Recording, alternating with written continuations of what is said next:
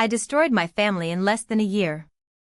7 years later, my husband is free, my kids are grown, and none of them want anything to do with me. I was 41 when it all fell apart. My boss was 38.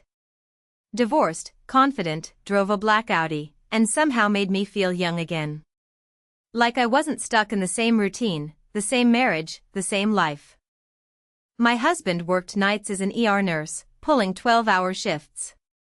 I worked days at a law firm downtown. We barely saw each other. When we did, it felt quiet. Distant. We had 2 daughters. 16 and 14. Looking back, I can trace the exact moment everything started to slip. A Thursday in March. My boss asked me to stay late to go over some contracts. We ordered takeout. He laughed at my jokes. I can't remember the last time my husband did that. That's how it started. The affair lasted 8 months. Every Tuesday. Every Thursday. The nights my husband was at work. His apartment was 15 minutes from our house. I told my husband I was going to spin class. By month 7, I stopped being careful. One night, I left my phone unlocked on the kitchen counter while I was in the shower. He saw everything. Texts. Photos. Hotel receipts from a weekend I told him was a work conference. He didn't yell.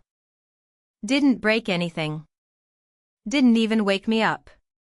He packed a bag, went into our daughters' rooms, kissed them on the forehead while they slept, and left at 2 a.m.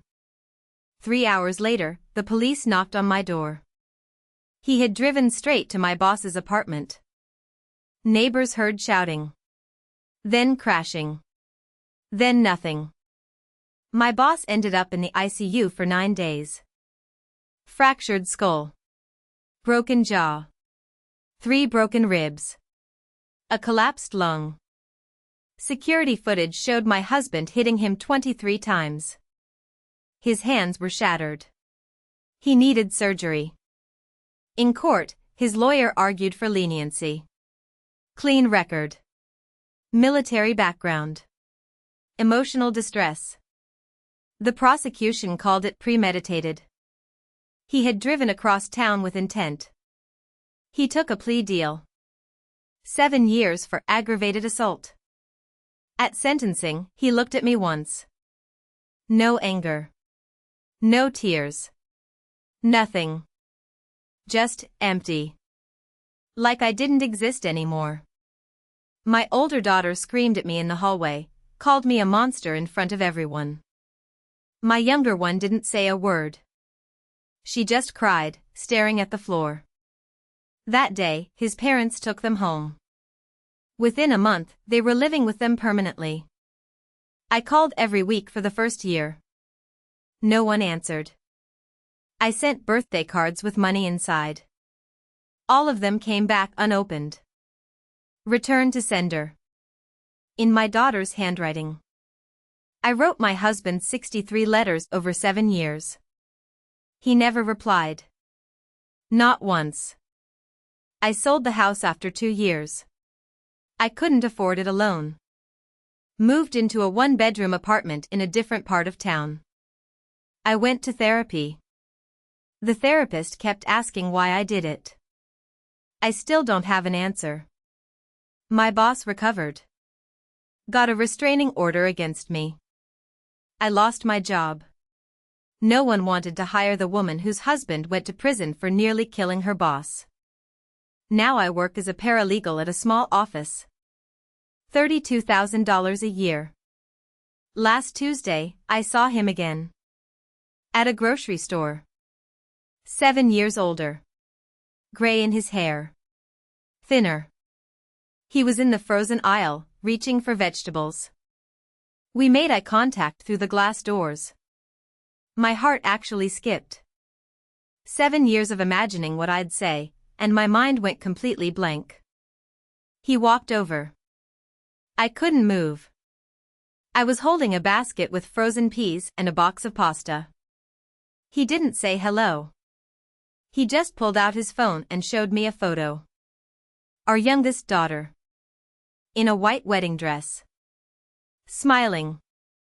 She looked exactly like me at that age. She got married last month, he said quietly. Small ceremony. October 14th. I couldn't breathe. I didn't know. She didn't want you there, he said. No anger. Just facts. Neither did I. Your older daughter was her maid of honor. They both asked me not to tell you.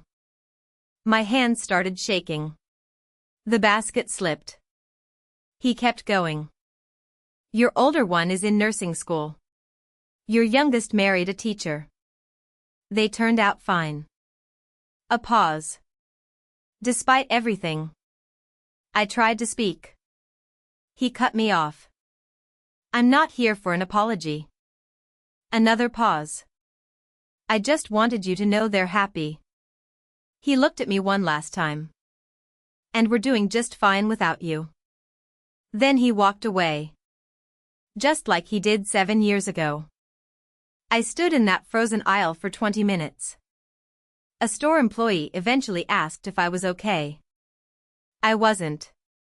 That night, I went home and looked at the last photo I had of all of us. Disney World. My daughter's wearing Mickey ears. My husband's arm around my waist. All of us smiling. The affair lasted 8 months. The consequences took everything else.